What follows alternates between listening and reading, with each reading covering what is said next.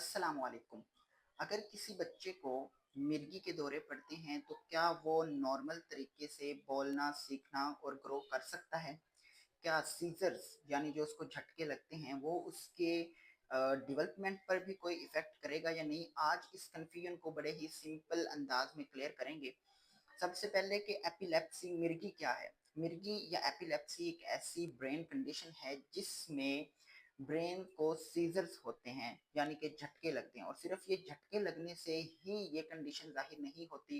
कभी कभी बच्चा बिल्कुल ब्लैंक हो जाता है, रिस्पॉन्स नहीं देता, चंद सेकंड के लिए फ्रीज हो जाता है। अब बात आती है कि जी क्या एपिलेप्सी जो है वो बच्चे के स्पीच पर, उसके अदर जो डेवलपमेंटल डोमेन्स हैं उनको इफेक्ट करेगी या नहीं? जी हाँ, बिल्कुल करती है, लेकिन हर बच्चे में नहीं। इसमें डिपेंड करता है कि जो सीजर्स हैं वो किस फ्रीक्वेंसी से हो रहे हैं, सीजर्स में ब्रेन का कौन सा पार्ट इन्वॉल्व हो रहा है, सीजर्स का जो ऑन सेट है, जो स्टार्ट हुए वो किस उम्र में हुए हैं, और उसका जो ट्रीटमेंट है वो टाइमली हुआ था या नहीं, यानी कि उसका ट्रीटमेंट जो है वो कब स्टार्ट किया गया है।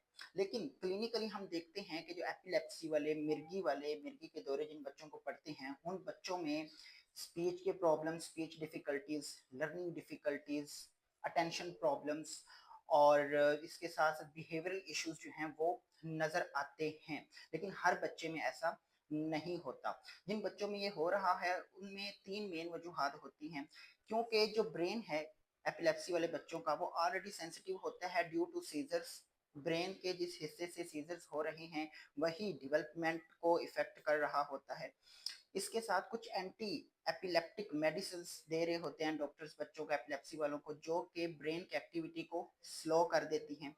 इसके साथ बार बार इलेक्ट्रिकल डिस्टरबेंस जो सीजर्स की वजह से होती है वो बच्चे के जो ब्रेन की लर्निंग एबिलिटी है उसको इफेक्ट करती है। एक और सवाल पैदा होता है कि क्या एपिलेप्सी वाले बच्चों को ऑटिज्म या एडीएचडी हो सकती है?